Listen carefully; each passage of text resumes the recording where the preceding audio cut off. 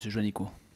Monsieur le Président, mon général, je voulais saluer les efforts louables du groupe de travail pour arriver à concrétiser sur le papier un engagement présidentiel de campagne, le service national universel, certes généreux, qui part d'une bonne intention, mais qui dans la pratique risque de s'avérer irréaliste et impraticable.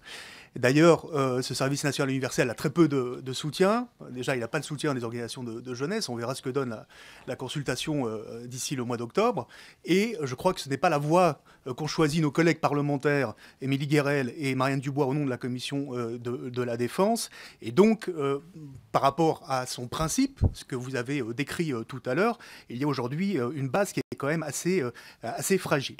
Mes questions sont sur la praticabilité, sur le plan matériel. Depuis que les casernes militaires ont disparu, quelle est l'institution ou les institutions qui seraient capables d'accueillir même 15 jours pendant les vacances scolaires 750 000 jeunes pendant toute l'année, sachant que dans l'éducation nationale, par exemple, c'est 230 000 places en internat, mais 48 000 seulement qui sont vraiment vacantes. Donc là, il y a un problème de praticabilité. Deuxièmement, pourquoi attendre 16 ans vous avez un coût du dispositif de l'ordre de 2 milliards d'euros que vous avez évoqué en rythme de croisière, ce sera peut-être dans pas mal d'années. Mais pourquoi ne vous êtes-vous pas appuyé sur l'existant ?